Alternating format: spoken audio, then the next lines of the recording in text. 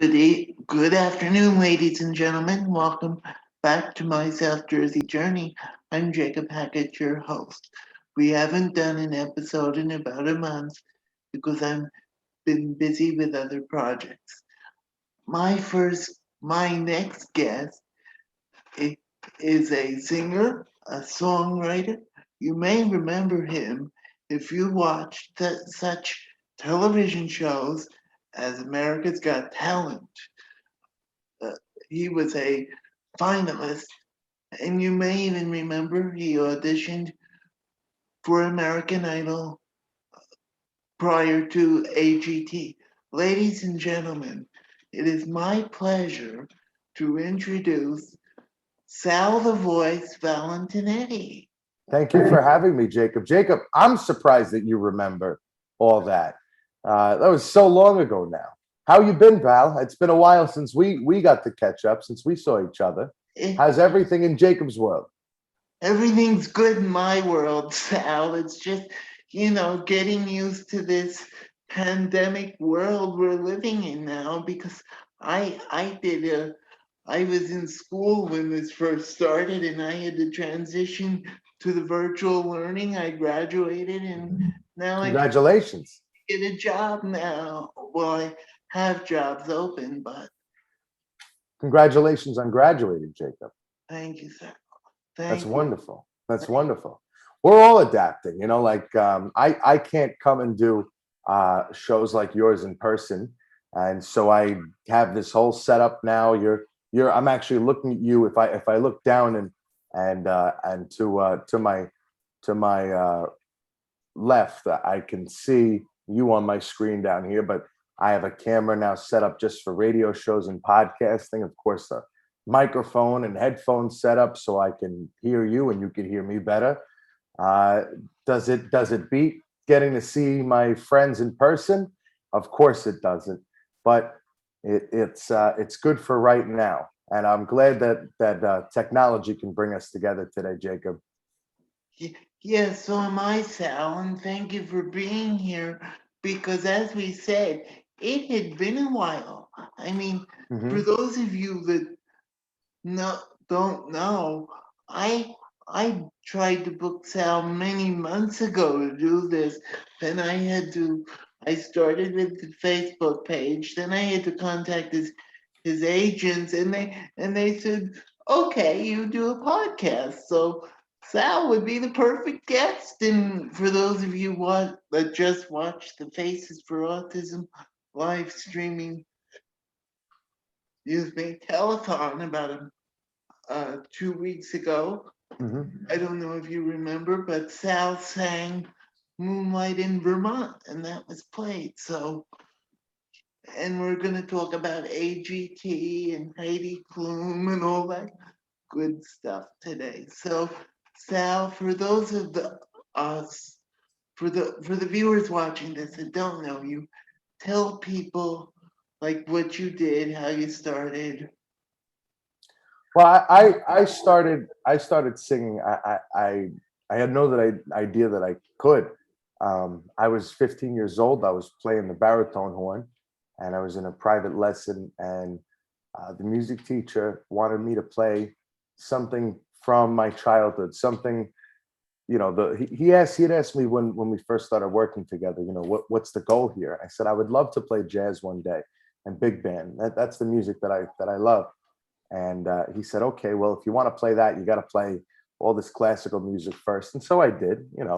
And from there, uh, he was like, okay, why don't you play what you want to play? Why don't you pick a tune? And I said, this is Bobby Darin tune. I don't know the name of it. And I sang the first few bars of Mac the Knife. And he stopped me and he said, well, when did you start singing? I said, I don't sing. That's not what I do. I play a horn. And he said, no, no, no, no, no. You gotta give this a shot. And so we went through some lessons and everything. And at the time I was delivering pizza. And when you deliver pizza in a Cadillac, I don't know if you know how good or bad Cadillacs are on gas. It's the most counterproductive thing you could do, Jacob. I mean, there's nothing dumber than delivering anything in a Cadillac. It's a nightmare. And so I needed some extra money. My Uncle Joe had heard that I started singing in lessons and things like that. And he said that his friend had an open position for a singer on a Thursday night. And, I worked on Friday nights. I don't know if you know this, Friday night and during Lent especially is like the number one day of the week for pizza, Jacob. I mean, you could really make a mint if you know what you're doing. Right, And because Catholics don't eat meat. Yeah. that's right. That's right. And Friday night is just a big night for pizza anyway. A lot of people having parties. I said, as long as I don't get to give up my Friday night, I'll go and do it. And a year later, I was doing it on Saturday nights and Sunday nights, and I was really falling in love with performing. And my Uncle Joe saw this, and he knew that, you know, I should try for this. I should go after this. And I didn't have any faith in myself to do it.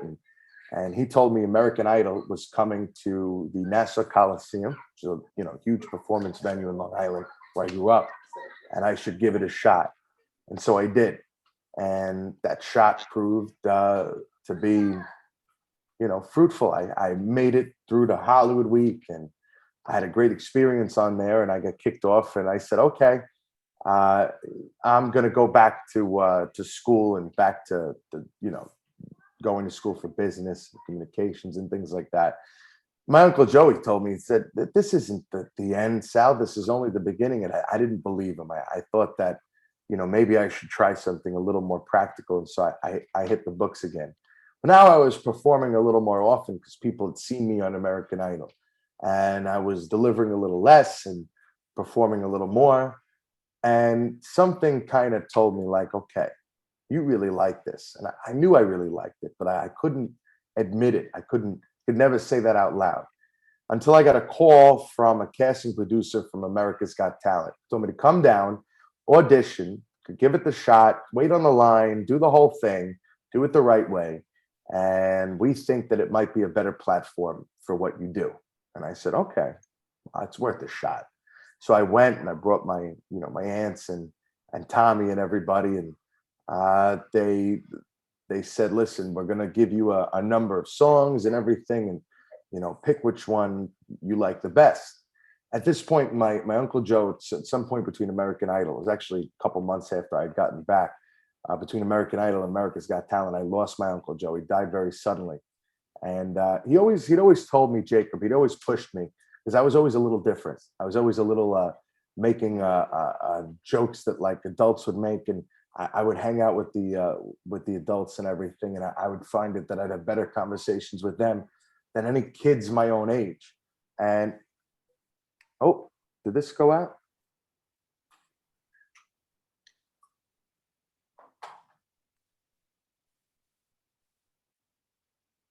Can you hear me now? I can hear you, Sal. Did I cut out for a second? You did, but you can keep going. So I had lost my Uncle Joe sometime between American Idol and America's Got Talent. He always told me, no matter what was going on in school, whether I was being picked on or whatever, he would always tell me, just be yourself. Don't ever change who you are. And so I thought that the best song to do for my America's Got Talent audition was My Way. And obviously that proved to be a correct decision, because not only did the producers from America's Got Talent like it, but the audience liked it. And of course, ultimately, Heidi Klum liked it. And that's what mattered. She gave me a golden buzzer. It sent me right through to the finals of America's Got Talent. From there on out, I had a firsthand experience in what it was to perform on live television, all the ins and outs of the production of it, and all of the choreography and the cameras and the costumes and everything. And I knew from there on out that this is what I wanted to do for the rest of my life. It was like life affirming. It was like in one motion, Heidi Klum just hit the button and kind of gave me the nod that I needed to pursue this as a career. More so the nod that I needed to really believe in myself. Growing up different, you never really feel as if whatever you have going on is good enough, when it very well could be better than anything else. And you don't know that until you push yourself. You don't know that until you put yourself out there. And of course, growing up different, you don't really want to put yourself out there because you're afraid of getting judged or ridiculed. And once I did, not only was it accepted, but the last, 4.5 years coming off America's Got Talent, I've had the honor and privilege to perform with so many great performers like Joe Piscopo and Jay Leno and Jamie Foxx.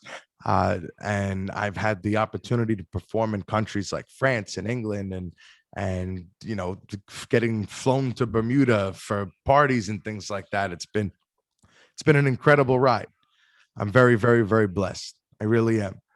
And obviously a year ago things kind of changed and it's been a little different. But lately, we're able to do things in a manner that's safe for everybody. And now I'm having shows again, and it's wonderful, wonderful. Yeah, Sal, you brought up a lot of very good points in that. Hey, you go through struggles in life, but you don't say, I'm just going to stop right here and this will be my life. No, you pick yourself up and you say, okay, American Idol may not have been the right start for me. And then you go to AGT with Heidi Klum, she hits the buzzer, and now look at you 4 years later. Like, Absolutely. friends, for those of you watching this, Sal and my other guests have given you a lot of good life lessons. If things happen, hey, it may discourage you for a little bit, but don't give up. You, you're you're learning from someone who has who went through it, and now look at him. As he told you, he's going. He went to France. He went to England. He went to Bermuda.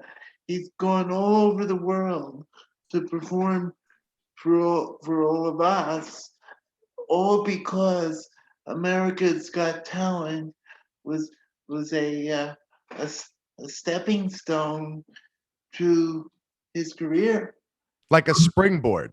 And Like you ever watch like the Olympics and you get those people, they run up and they jump over the springboard and do some crazy flip or something and then land it and they stick it.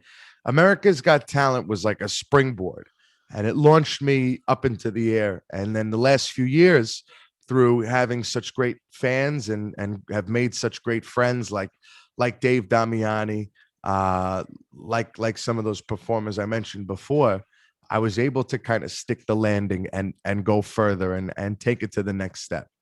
You know, um, I always knew that I had some limitations, you know, uh, definitely socially, like I said, I wasn't always the outgoing kid.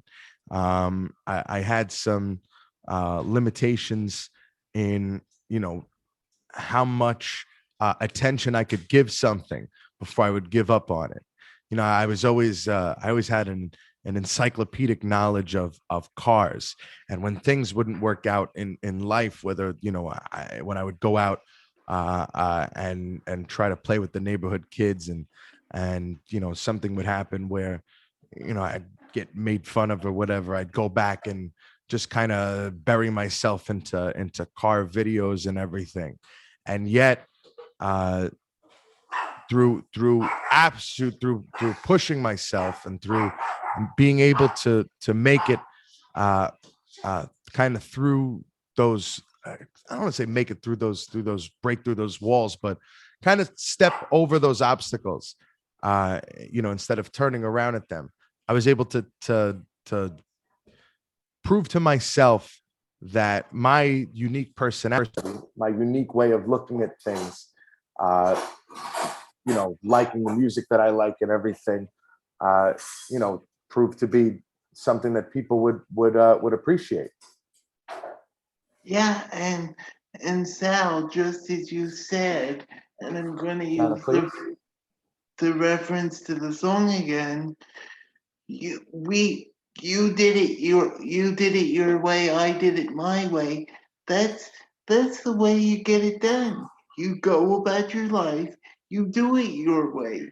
Do it the way you think is right for you or would best benefit you to carry on and Right. have a successful career as you did. And that's just the way I always was. You know, when I was in the first grade, my teachers went to my mom and they were like, "Listen, Sal." She didn't say anything about like how I was behaving in class or how I would complete some projects and not complete others. She went right to my mom, my teacher, and she said, "I think Sal should be on Adderall." And my mother was like, "Excuse me? Like, no, I'm gonna go. If I'm gonna take advice on what medication to put my kid on, I'm not gonna take it from a teacher. I'm gonna take it from a doctor." And so my mother sent me to this testing where I'd go twice a week, and for 2 months, and they would give me all different sorts of tests. And the results of this test were that I did things literally to the beat of my own drum. Meaning I tested very high in areas of like reading comprehension and math and all these things. And when it came to time management, I tested very poorly. They had timed me once to part of the report that I saw was that they would time me once to put a bunch of blocks together. Oh boy, this keeps falling out.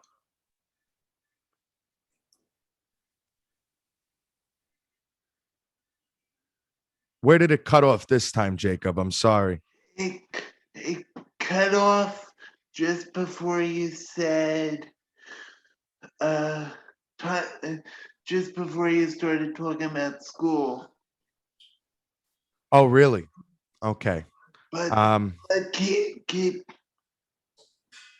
At least that's when I heard it. But keep going, Sal. We're good. um, so I was talking about how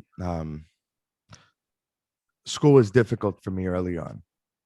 And it wasn't that it was so difficult for me to understand things or to to do things. It was just difficult for me to, you know, manage my time and really be aware of where I was at and what I was doing. And part of that resulted in my parents taking me for these tests. And twice a week, they would test all different types of things like reading comprehension skills and being able to understand big words and being able to comprehend certain problems, whether it be math problems or like real world logic problems. And yet I could never complete anything on time. There was a in the report there was a project that the proctor made me do where I had to arrange blocks in a certain way. I had to build something. And I spent 20 minutes talking to the proctor about what kind of car she drove. And when the 20 minutes were up, I begged the proctor for 5 more minutes. And in 5 minutes, I built this thing that most kids need, 10 to 15 minutes to finish. And I was able to finish it in 5 minutes. And they asked me, they're like, it's funny that you're able to do this. It's almost like, how you're able to do schoolwork, but not homework. And I replied to the proctor, I said, it's schoolwork is the real deal. Homework is a load of crap. and, and I was 7 years old. And the proctor, they turn this information in, and then a group of psychologists, whatever small group, they get together and they talk. And at that time, they had told my mother, like, we don't think there's anything wrong with Sal. There's no reason to put him on Adderall. There's no reason to enroll him in any special sort of class. If anything, Sal is just he's different.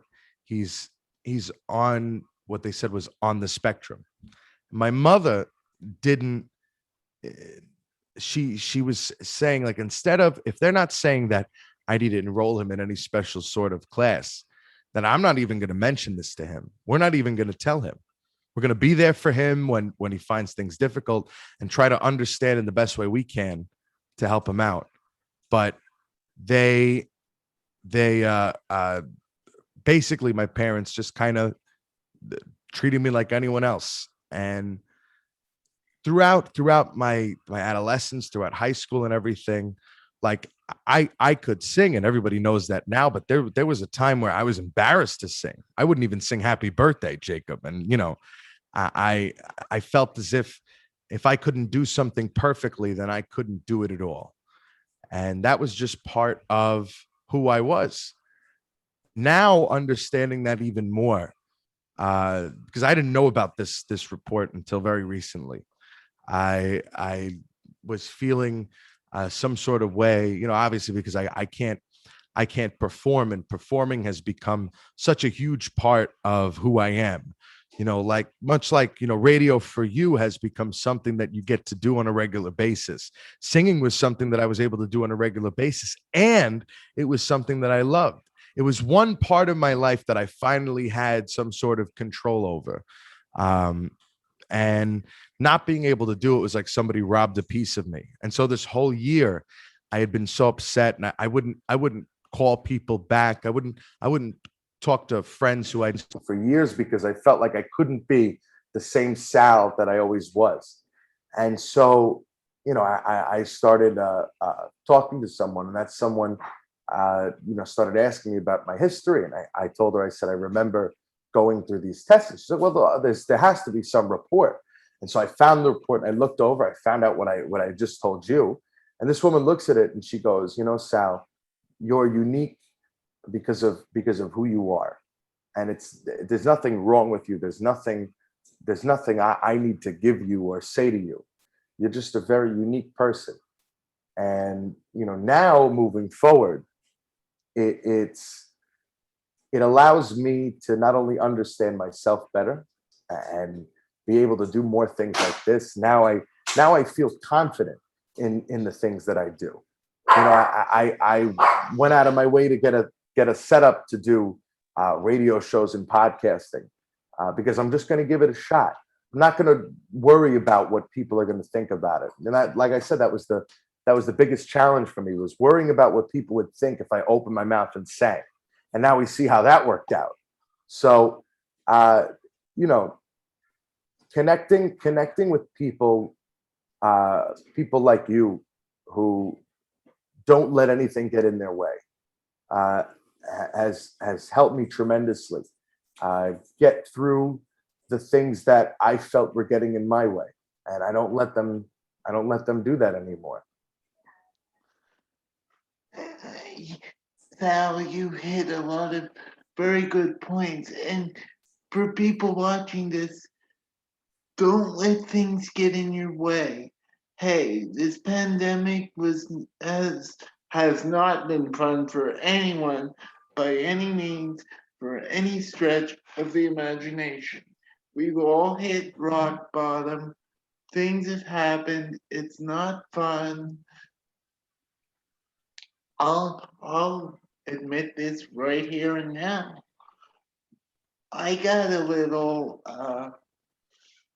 not upset, just tired of the way things were last weekend, because for people like Sal and I that are so community involved, that do so much for charity, that work for some of the most talented people in the entertainment industry, that pride ourselves in doing what we do, and not being able to put it all out there, give that full throttle, give that 100%.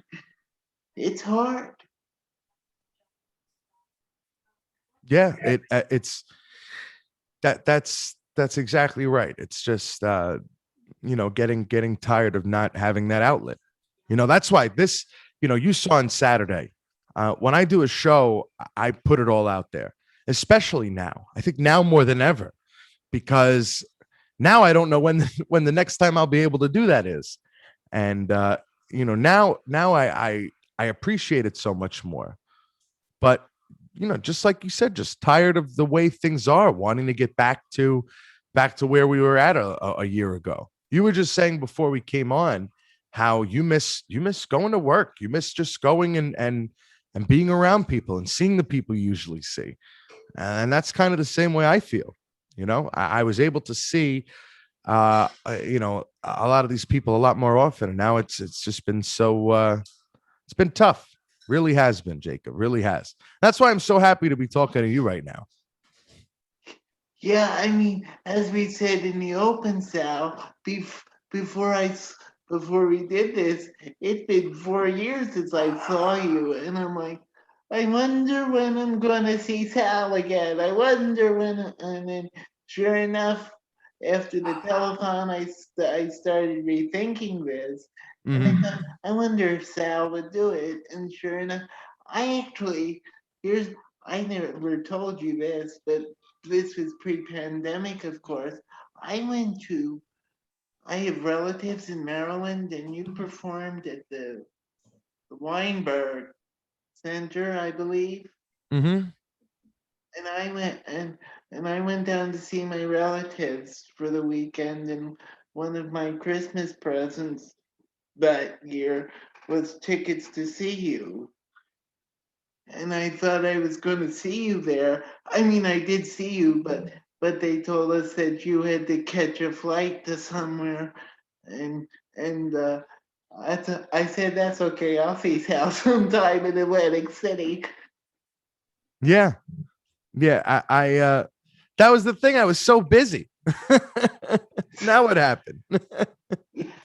I mean, I've seen you some other places too. Like you were at the East Coast Music Hall of Fame. I was hoping I would see you there, but you were there. We just didn't see each other. Yeah. Yeah. That's another one I was in and out of because I was in between traveling and doing shows and everything. And so, you know, uh unfortunately that's the way it was. And like I said, I don't think I'll ever take that for granted again. Oh, I don't think any. I think this will, this pandemic, even after we're out of it for a year, 2 years, I don't think people will take things for granted anymore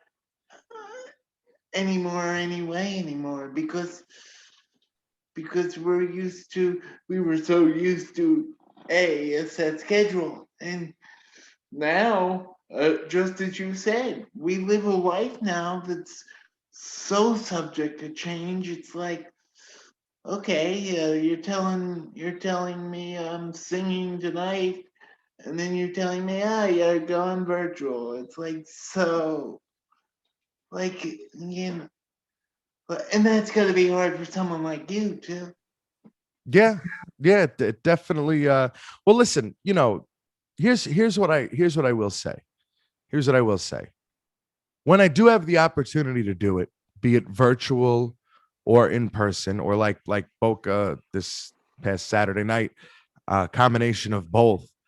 Um, doing it just virtually and not having any audience, it changes the whole vibe of my show, because my show is as driven as the audience as it is by the band behind me. And so, doing it with no audience is tough.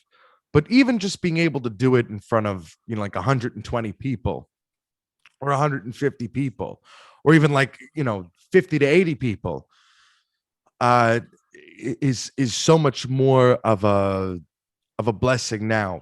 Because I mean, for months I was doing it in my living room in front of nobody, facing my front yard, and so even being able to do it, with some sort of capacity, is great. And it's not just great for me. I mean, I'm doing it right now for the love of doing it. Whereas pre-pandemic, I was able to fill out rooms and make a bunch of money.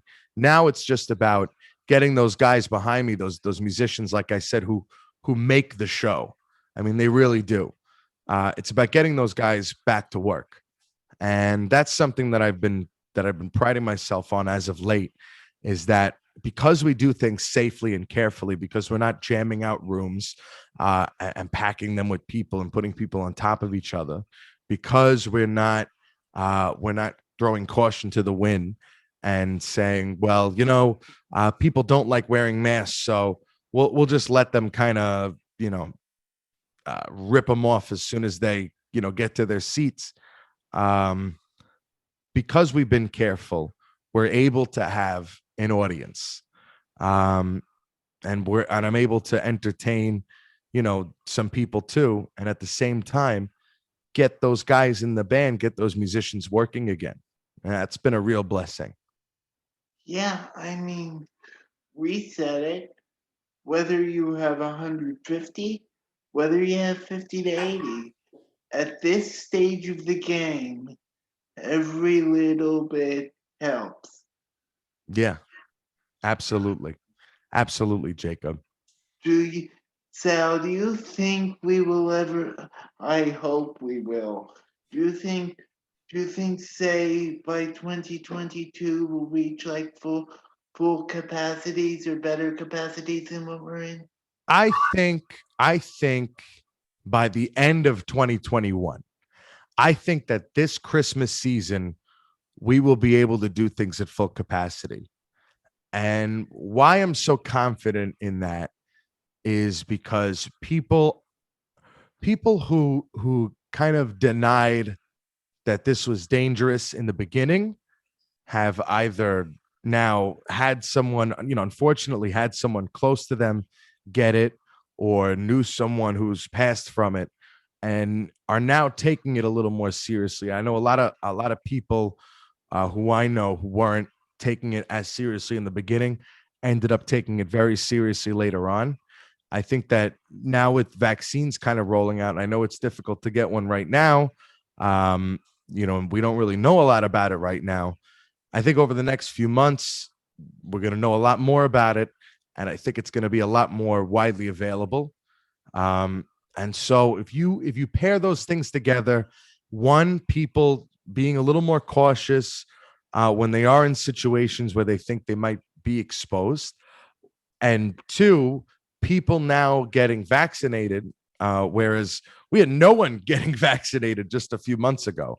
Now that people are able to get it, I think that December will be kind of a maybe not 100% normal, because I think there might be some people who are still nervous about doing it.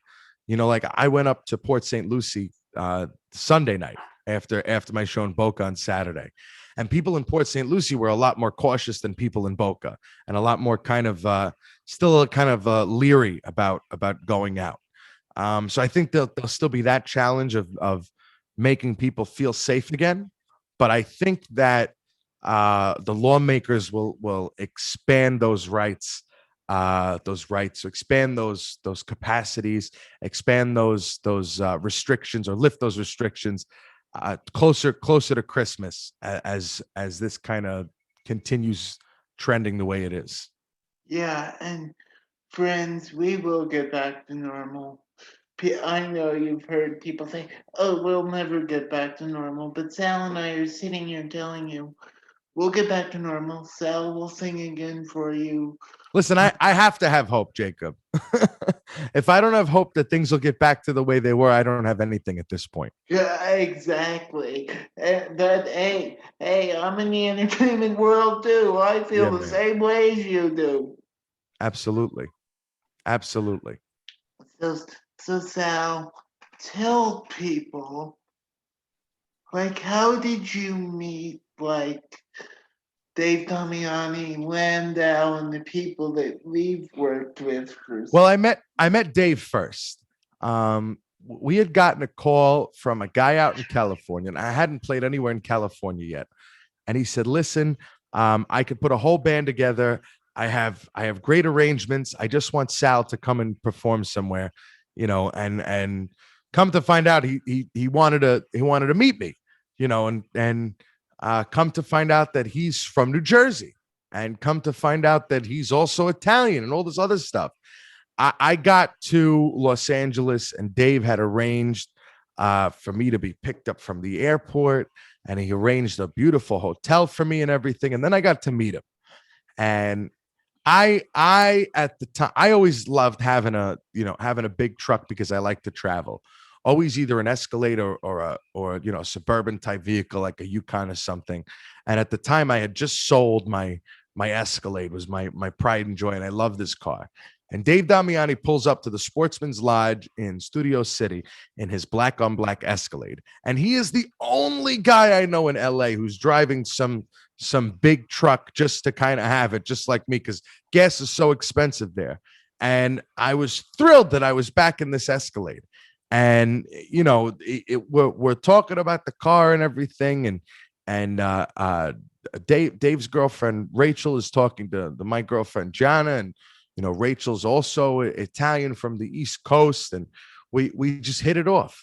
And a couple of now Dave's my guy. When I go to California, I need a band. I'm calling Dave, and then come to find out that Dave also knows what he's doing when it comes to recording and being able to get that stuff done. And he had called me. He said, "Listen, Sal, I was on a trip there." He said, "Listen, Sal, I want you to come down and meet me at the studio. I have something in the can that we recorded. It's called How About You." And I wrote some funny lyrics down, and I went there and I broke his shoes about the lyrics because I changed them around and everything. And he was cool about it. We did the song, and he sends it to me a couple months later, mixed and mastered, and says, "How do you like this?" I said, "Oh my God, I love it. I absolutely love it." And so my intention was to make a record with Dave, and Dave started bringing me around more shows, and I got to meet Landau. I got to meet Haley Reinhart. I got to meet Joe Piscopo. I got to meet Jacob Hackett. And, the more and more time I spent with Dave, the more and more I grew to really love him as a real friend. And so earlier 2020, I decided I wanted to make a record, and we had started getting the ball rolling to make that happen. And we had planned to record it in April of 2020. And obviously a global pandemic changed those plans. And so we put it off.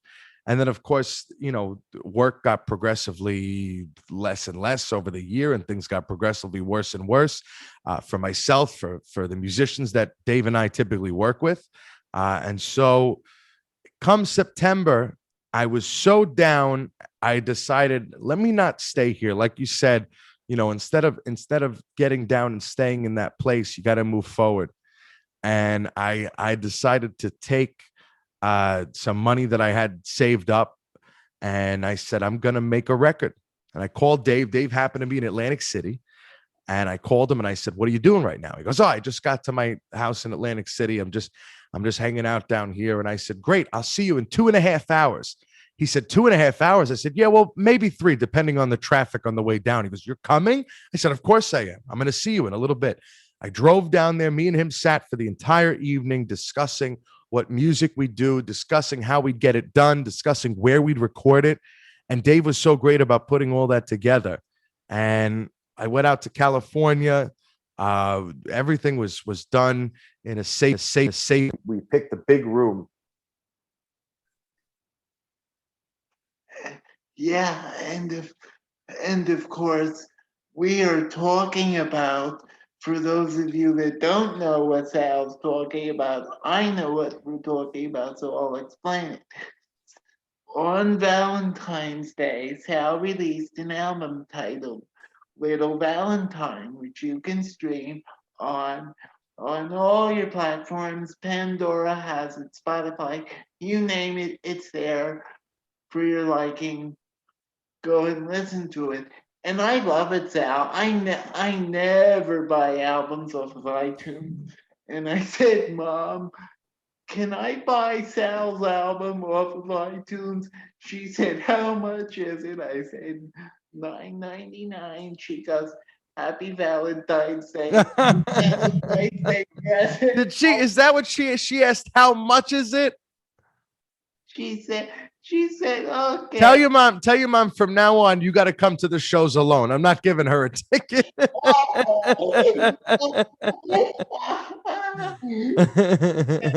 I said, she goes, "You're friends with Sal, so buy it." I said, "All right, thank you."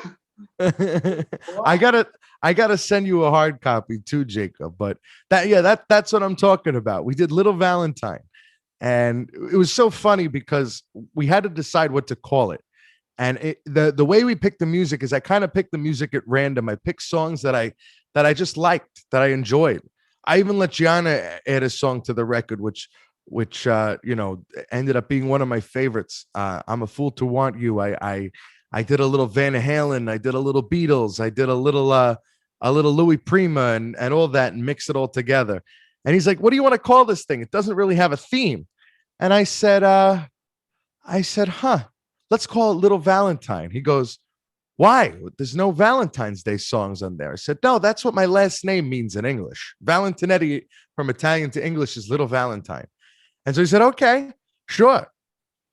And you know, I'm so proud of it. It's definitely one of my proudest projects to date, Little Valentine. It's great music, it's great musicians, it's wonderful arrangements by this guy Glenn Morissette, who, if you're a fan of the show Family Guy or any of the stuff that Seth MacFarlane does, Glenn has done, I mean, incredible arrangements, not just for that show, but in general. And I had actually been playing some of his arrangements at some shows and loved them. And Glenn just pulled it off in a really beautiful way. And the record came out great. It's Little Valentine. Like Jacob said, it's available on iTunes, Apple Music, Amazon. You could stream it, Spotify. And then, you know, we're going to make some vinyl copies available to the public soon. It was a whole lot of fun to do. And hearing that kind of level of recording back is a really cool thing.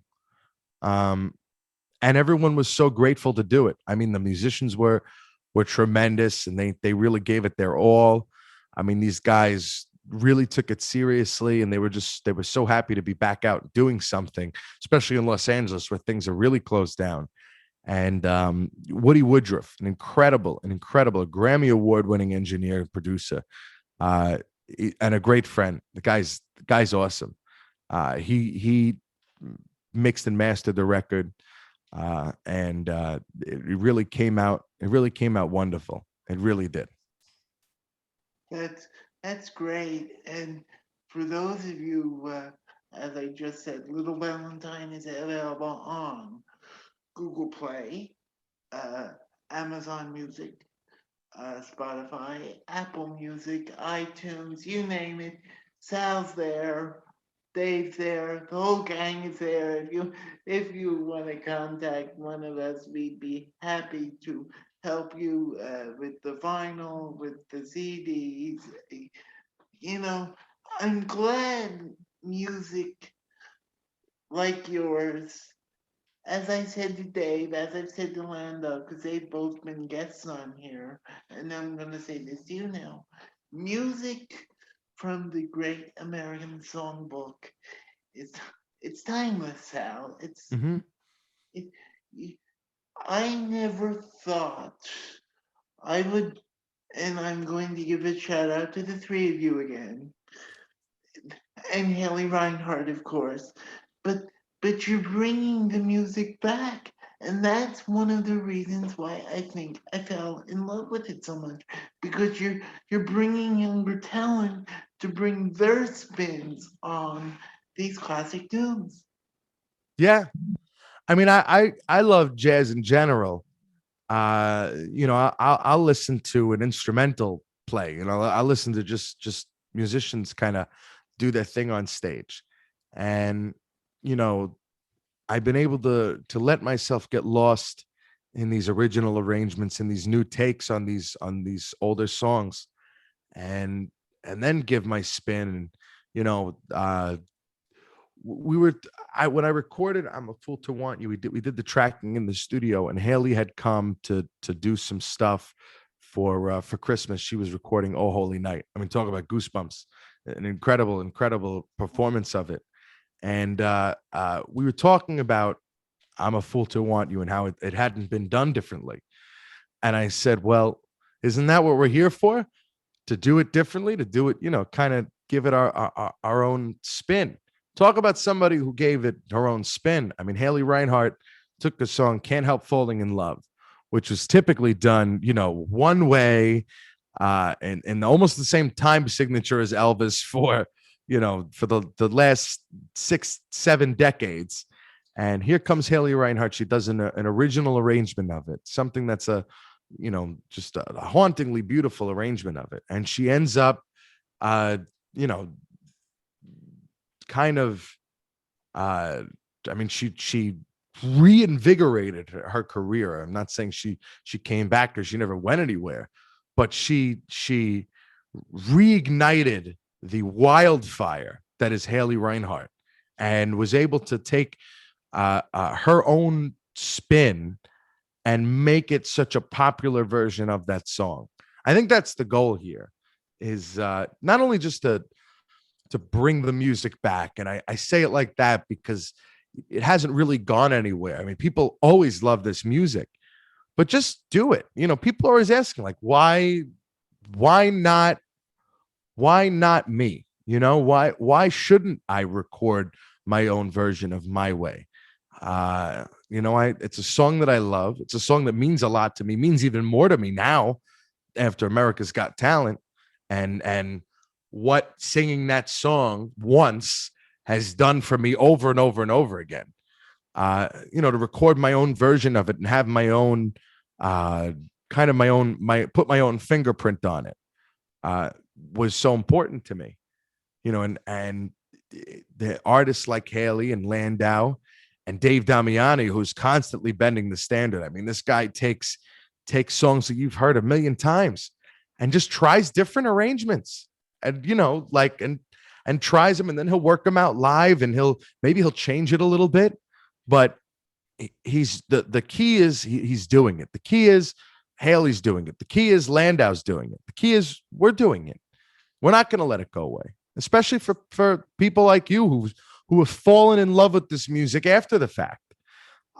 There's always going to be a market for it. Yeah, and you brought up the music and how it's changed, and how Dave is quote unquote bending the standards now, and I love it because he's giving these older songs a makeover. He's making them over into what they are. Yeah. It's just incredible to see it.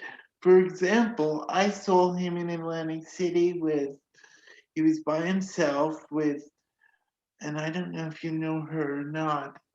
Haley was there. No, was she? No, Alyssa Linda Ronstadt. Alyssa Sullivan and Renee Olstead. Renee Olstead were there. And he remade Bobby Rydell's Wild One. And I know you know Wild One. And I'm sitting in the front row, and we're throwing tosses and the verses back to each other. But that's what I mean, Sal. He's bending the standard, and you're all doing it. You're bringing, excuse me, you're bringing songs back that were so iconic 50, 60 years ago and giving them life again. Yeah. Basically, in a nutshell. Yeah, in a nutshell.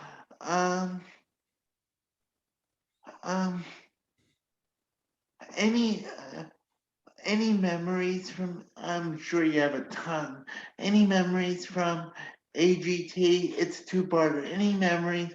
And then tell us what it was like getting the call back to do what was that called? All Stars. Yeah, it was the America's Got Talent Champions Champions. is what it was called. Yeah. Wow, great memories. Definitely it was one of the first live shows. It was the first live show. I was doing a One Direction song, which I'm not really into One Direction, but I mean, when Simon Cowell asks you to do something, you do it. And it was kind of nerve-wracking because I had never sang the song before. I barely knew the words or the rhythm or the melody or anything like that. And I did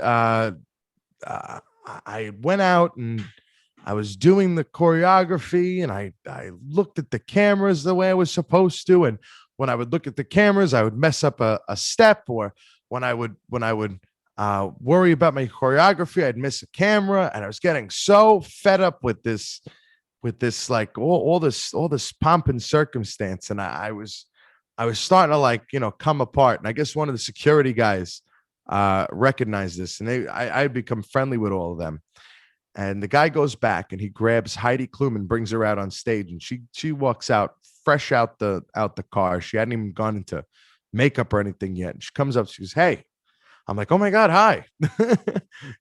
She's like, "Listen, I heard you're stressing out. Just be you. Just be the same guy that we fell in love with.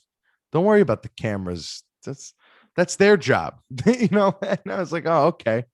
And it put my mind at ease.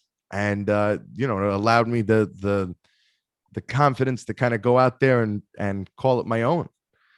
I mean, Heidi was so down to earth and cool in that moment, and it made a big difference to me. It really did. And then the champions getting called back to do it. I remember where I was when I got the phone call, and Alexa Keene is the producer who'd set it up. And I was 5 minutes from going to stage in Columbus, Ohio, and doing a show in Columbus. And I had handed my phone to my dad. My dad was traveling with me and everything. He was getting a kick out of it. And I'd handed the phone to my dad. I'm going on stage, and he grabs me. He says, "Sal, I think you should take this." I'm like, "Take it? I'm going on stage. What are you, crazy?" And I look at it's Alexa Keene. I said, "Oh my God, I gotta take this." I answer the phone. I go, "Alexa, what's up?" She goes, "Sal, what are you doing?" I said, "I'm about to go on stage at a show." She goes, "Do you want me to call you later?" I said, "Just tell me what it is." She goes, "Can you be in Los Angeles in a few days?" I'm like, "Sure." And she's like, "Really?" I said, "It's just the middle of the week, right?" She goes, "Yeah." I said, "Okay, because I got something going on next weekend." She goes, "You could really do this?" I said, "Of course I can."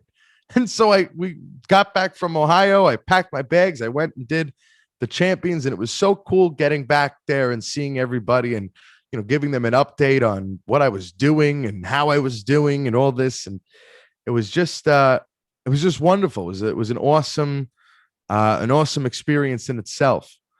AGT seems to be the gift that keeps giving. It was a lot of fun. A lot of fun. And I know a lot of people can speak for this, but when you got back on stage, I could not stop smiling at the TV. I said, "Sal's back. This is gonna be good." And then Thank you. I was so mad that I'm like, "What is wrong with America? They didn't vote Sal through." That's all right. And That's all right. I'm sitting here on Facebook using all 10 of my votes. You know, Jacob, a lot of people come up to me at my shows, especially after the show. They're like, "I'll never watch AGT again." I said, "Why? Why not?" I said, "Well, I voted for you 10 times every night. You didn't win." I said, "Well, of course I did." And they said, "No, you didn't. You got beat by a 13-year-old girl." I go, "I got beat in competition by a 13-year-old girl. That doesn't mean I didn't win. I get to do something that I love, something that a lot of people dream of for a living. That's my job now. If that's not winning, I don't know what is." If being able to go up on stage in front of all those people and do a show and be myself and let go and joke around and all that, and if that's not winning, I don't know. I don't know what winning is. But I'd rather lose 9 times out of 10 if that's what losing is. I absolutely love what I do, and that's I'm a winner in my own book. Yeah, that's it, Sal. We're all you're a winner you're a winner in your own book. You won. You won. Yeah, you won. But people, yeah, I know what you mean. People are like that. People go, no, I'll never watch it again because, and that's not the way it should be. You won, just not in the competitive. Yeah. I mean, and if you really think about it, if you give it a, I having any sort of success doing something you love, be it you go to work every day and you just enjoy what you do. It doesn't matter whether you're uh, performing in front of thousands of people or you're working in an office cubicle. As long as you enjoy doing what you're doing, as long as it's not work, as long as your job is something you love, you've won and you've succeeded at any facet in life. And that's how you got to look at things. Right? You've won, you've succeeded, you've done your job at the end of the day. And that you're exactly right, Sal. That's how you have to look at things. And and for those of you watching this, look at it that way. We've all been through it. You'll get there. Just take your time, and you will get there. Um, Sal, just a few more questions. I know you performed with Sophie Batu. Mm-hmm. Tell us what that was like, because I watched. You just reminded me I have to give her mother a call. Um, she's awesome. She's funny.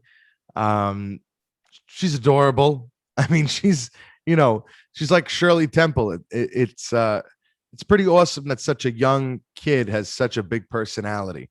And in a lot of ways, she reminds me of me when I was that age, kind of just almost a personality too big for my body. And it's really wonderful getting to perform with her, especially because, you know, you think about, Jacob, you're a little younger than me. You're 21 years old, right? 22. 22. And you love this music. Now think how awesome it is that somebody less than 10 loves this music. And then once I was able to meet her, her mother says to me, she goes, we've always, that they're a musical family. Her mother's a concert violinist and, and concert pianist. And, she's always had music in her life, but she said that once she saw you on America's Got Talent, she fell in love with this music. And this has become like her jam. And she is so into it. She loves it. And the fact that over the last couple of years that she was even able to make an acting career out of things, she's awesome. So getting to perform with her is incredible. I would love to do something else. So I think that's what we're going to talk about next. But she's great. She's great. How could you not love her? She's adorable. Exactly, Sal. She's adorable. And I remember, not to jump off topic too much, but she came to sing with you and Dave in LA, and he just said the same thing. I think there's a picture of the two of them, and I saw it online, and he picked her up, and he just said she was so adorable, so sweet, so down to earth. I said, Yeah. yeah. So, uh, any favorite, any memorable celebrities you've worked with? Oh boy.